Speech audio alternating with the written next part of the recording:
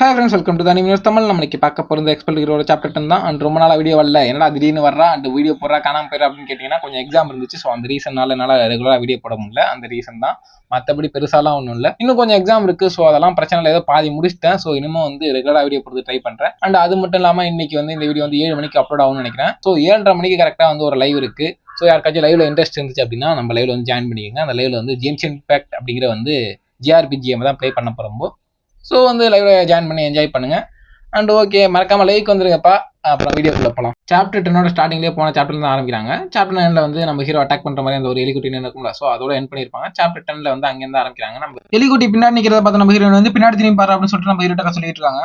இதை பார்த்து இல்ல அதெல்லாம் பிரச்சனை, நீங்க அங்கேயே நில்லுங்க அமைதி அப்படின்னு சொல்லிட்டு நம்ம ஹீரோ சொல்றாங்க. என்னன்னு பார்த்தா எப்பயும் போல நம்ம ஹீரோட ஸ்கில் ஆக்டிவேட் ஆயிருக்கு. உங்க பின்னாடி நிக்கிற மாஸ்டர் உங்களை அட்டாக் பண்றதுக்கான சான்ஸ் 2% தான் இருக்கு அப்படின்னு சொல்லிட்டு வரோம். ஹீரோ அதான் அந்த தைரியத்தை தான் நிக்கிறாப்ல. அது நம்ம ஹீரோ அட்டாக் பண்ணாம நம்ம ஹீரோட மூஞ்சி லிக் பண்ண ஆரம்பிச்சிருது. உடனே இதை பார்த்து நம்ம ஹீரோயினையும் மட்டாங்க தான், இது என்ன கருமண்டாது அப்படிங்கிற மாதிரி பார்த்துட்டு இருக்காங்க. அதுக்கு அப்புறம் இந்த புதுசா வந்த பொண்ணு தான் இதை பார்த்துட்டு யோசிச்சுட்டு இருக்காங்க, இது என்ன ரொம்ப டிஃப்ரெண்டா பண்ணிட்டு இருக்கு, இதுக்கு முன்னாடி இந்த மாதிரி நடந்துட்டு இல்லை. அது மட்டும் இல்லாம இது ஸ்ட்ரேஞ்சர்ஸ் ஆட்டி இந்த மாதிரி க்ளோஸா இருக்காது அப்படின்னு பார்த்துட்டு இருக்கா. உடனே நம்ம ஹீரோட்ட இதை யோசிச்சுட்டு இன்ட்ரடியூஸ் ஆகிறா. நான் தான் மின்னி நான் அந்த மாதிரி ஸ்னோ ஃபிளேக் கில்ல இருந்து வந்திருக்கேன் அப்படின்னு சொல்லிட்டு இன்ட்ரடியூஸ் ஆகிறா. இதுக்கு நம்ம ஹீரோ நான் ஜியோனோ, நான் ஃபன் கில்ல இருந்து வந்திருக்கேன், வெரி ஃபன் கில்ல இருந்து. அங்க நிக்கிறாங்க பாருங்க ஒரு பொண்ணு, அவங்க தான் எங்களோட கில்டு மாஸ்டர் அப்படின்னு சொல்லிட்டு நம்ம ஹீரோனை காமிச்சு விடுறான். அதுக்கப்புறம் நம்ம மின்னியூரையும் இதுக்கு முன்னாடி நீங்க உங்க வீட்டுல ஏதாவது ஹாம்ஸ்டரை பெட்டா வளர்த்துறீங்களா அப்படின்னு சொல்லிட்டு கேட்கறா. அதுக்கு நம்ம ஹீரோ இல்லங்கடா, அதுக்கு முன்னாடி ஹாம்ஸ்டரை பெட்டா வளர்த்ததில்ல, பெட்டே வளர்த்தது இல்லைங்க அப்படிங்கிற மாதிரி சொல்லிட்டு இருக்கா. அந்த அங்க பார்த்தா நம்ம எலிகுட்டி நம்ம ஹீரோ கட்டி பிடிச்சி நக்கிட்டு இருக்காங்க அவங்க பாட்டுக்கு. இங்கிட்டு பார்த்தா இவங்க இதை கேட்டு யோசிக்கிறாங்க நம்ம மின்னூரி. இது ரொம்ப ஸ்ட்ரேஞ்சா இருக்கு, எந்த ஒரு ரீசனும் இல்லாம இந்த மாதிரி அடிக்ளோஸா நடந்துக்க மாட்டானே இப்படி சொல்லிட்டு யோசிச்சுட்டு இருக்காங்க. இவங்க இந்த மாதிரி பேசிட்டு இருப்ப அங்கதான் நம்ம மொட்டாங்க என்டி எடுக்கிறாப்ல.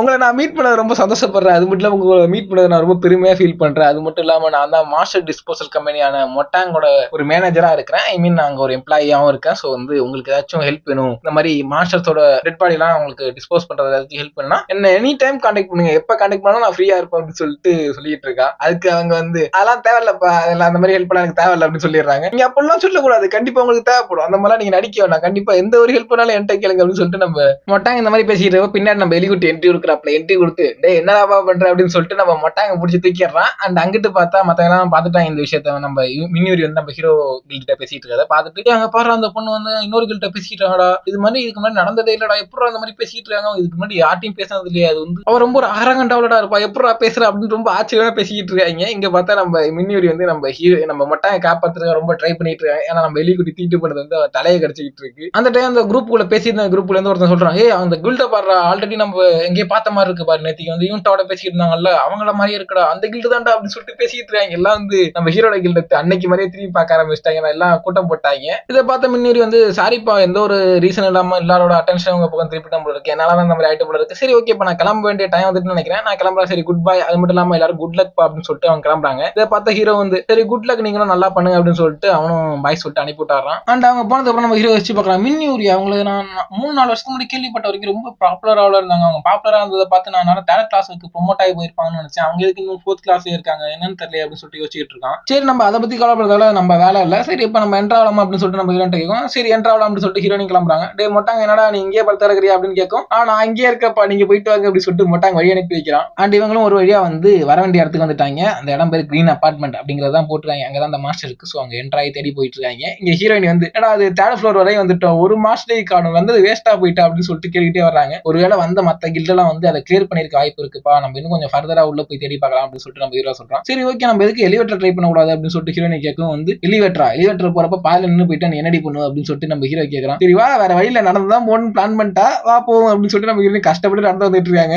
நான் மேஜிடா என்கிட்ட சுத்தமா ஸ்டாமினாலாம் அந்த அளவுக்கு இருக்காரா, பிசிக்கல் ஸ்ட்ரென்த் எல்லாம் எதுக்குடா என்ன இப்படி ஒரு கஷ்டப்படுத்தி அடிச்சுட்டு வந்துட்டு இருக்கு அப்படின்னு சொல்லிட்டு நம்ம ஹீரோயின் அழுதுகிட்டே வந்துட்டு இருக்காங்க. நம்ம ஹீரோ அதுக்கு மேஜிக்கும் ஸ்ட்ரென்த் இருக்கணும்ப்பா, பிசிக்கல் ஸ்ட்ரென்த் இருக்கு, நல்லது ஸ்டாமினாலாம் இம்ப்ரூவ் பண்ணி வச்சுக்கணும் அப்படின்னு சொல்லிட்டு அட்வைஸ் பண்ணிட்டு இருக்கான். அந்த டைம் சத்தத்தை கேட்டு மேல இருந்து ஒருத்தன் யாருப்பா அது அப்படின்னு எட்டி பாக்குறான். நம்ம ஹீரோயின் பார்த்துட்டு யாரா நீங்க லூசு பசங்க இங்க வந்துட்டு இருக்கீங்க அப்படின்னு சொல்லிட்டு கேட்கறான். இவன் நைஃப் கில்ட் அந்த கில்ல தான் இருக்கு. இவனோட பார்ட்டி நேம் 3. ஓகேவா, உங்களுக்கு பார்ட்டிக்கும் கில்டுக்கும் டிஃபரெண்ட் தெரியல அப்படின்னா கடைசியா சொல்லியிருக்கேன், அதை நீங்க செக் பண்ணி பாத்துங்க. அந்த அந்த நைஃப் கில்ட்ல இருந்து வந்தவன் லீடர் மாதிரி இருக்கான், அவன் தான் லீடர் போல இருக்கு அந்த பார்ட்டிக்கு. அவன் சொல்றான் இந்த மாதிரி நீங்க எதுக்கு அங்க வந்துட்டு இருக்கீங்க, அந்த சைன் போர்ட்லாம் பாத்தீங்களா இல்ல, அவங்களுக்கு கண்ணு தெரியுமா தெரியாதா, போய் ஒழுங்கா பாத்துட்டு வாங்கடா. இந்த பில்டிங் வந்து 207ல இருந்து 209 வரையுமே ஏரியா இருக்குது, எல்லாமே வந்து எங்க நைஃப் கில்டுக்கு சொந்தமான. சோ வந்து நீங்க வேற எங்கேயாச்சும் போய் தேடி பாருங்கடா அப்படின்னு சொல்லிட்டு இருக்கான். இதை கேட்ட நம்ம என்ன சரி காண்டாயிடுறாங்க. டேய் பைத்தியம் உள்ளி மாதிரி பேசிட்டு இருக்காதீங்கடா, இவன் எவ்வளவு தூரம் தெரியுமா நடக்க வச்ச விஷயம் தான், எவ்வளவு கஷ்டமா தெரியுமா இருந்துச்சு, கஷ்டப்பட்டு மேலே ஏறி வந்தா, இங்க வந்தா நீங்க வேற எங்கேயாச்சும் போய் தேடுங்க, எல்லாம் பைத்தியம் உள்ளி மாதிரி பேசிட்டு இருக்கீங்க அப்படின்னு சொல்லிட்டு திட்டிட்டு இருக்கா. இதை கேட்டா வந்து ஸ்பாட்னா ஃபர்ஸ்ட் உங்களுக்கு என்னன்னு தெரியுமா, இந்த மாதிரியான ஒரு இடங்களை வந்து பெரிய பெரிய கில்டெல்லாம் வந்து நாங்க எங்களுக்கு சொந்தமானு சொல்லிக்கிட்டாங்க அப்படின்னா உங்களை மாதிரியான சின்ன சின்ன கில்டெல்லாம் அதுக்கு ஒண்ணுமே பண்ண முடியாது, நீங்க அதை ஏத்துக்கிட்டு தான் வேற வழி இல்லை, ஓகேவா,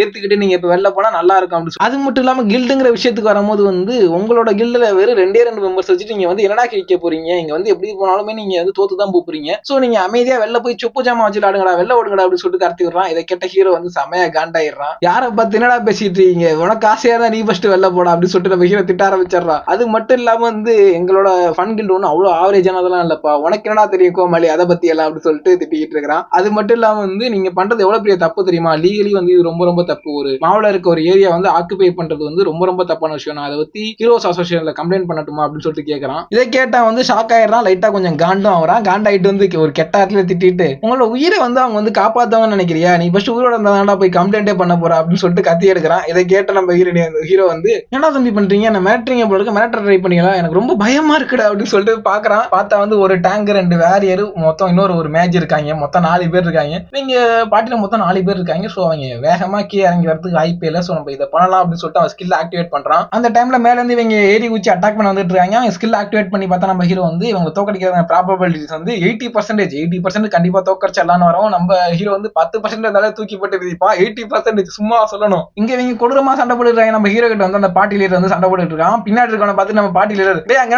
புடிங்கிட்டாரா இருக்க வந்து அட்டாக் பண்ற அப்படின்னு சொல்லிட்டு கத்துறான். அவனும் சரி இந்த அட்டாக் பண்ற அப்படின்னு சொல்லிட்டு அவன் வந்து ஃபயர் பவர் யூஸ் பண்ணி அட்டாக் பண்ண ஆரம்பிக்கிறான். நம்ம ஹீரோ என்ன பண்ணிட்டு இருக்கா, நீ அட்டாக் பண்ண ரெடியா, அவளை நீ பாத்துக்க நான் இவனை பாத்துக்கிறேன் அப்படின்னு பங்கு போட்டுக்கிறாங்க. சரி நான் ரெடியா இருக்கேன் அப்படின்னு சொல்லிட்டு நம்ம ஹீரோயினி வந்து மேஜிக் யூஸ் பண்ண ஆரம்பிக்கிறாங்க. ஆப்போசிட்ல இருக்க மேட்ச் வந்து உடனே வந்து ஃபயர் ஏரோ யூஸ் பண்ணி அட்டாக் பண்றான். நம்ம ஹீரோயின் வந்து உடனே அதுக்கு ஆப்போசிட்டா வாட்டர் ஏரோ யூஸ் பண்ணி அட்டாக் பண்றாங்க. ரெண்டும் பிளாஸ்ட் ஆனதுல வந்து அந்த பில்டிங்கே தெரிச்சு போயிட்டு இருக்கு. அங்க இருந்த ஸ்மோக்ல வந்து நம்ம ஹீரோயின் வந்து தப்பிச்சு ஓடிட்டு இருக்காங்க. இதை பார்த்துட்டு அவங்க 2 பேரும் அங்க பாரு அவங்க நமக்கு பயந்து ஓடிட்டு இருக்காங்க, விடாதீங்க அவங்களை பிடிச்சி கொள்ளுங்கடா அப்படின்னு சொல்லிட்டு கத்துறாங்க. இதை பார்த்து நம்ம ஹீரோயின் வந்து யாரா அவங்களுக்கு பயந்து ஓடுறா அப்படின்னு சொல்லிட்டு போறப்பே வந்து ஒரு ஃபயர் வாலை போட்டு விட்டு போயிட்டு இருக்காங்க.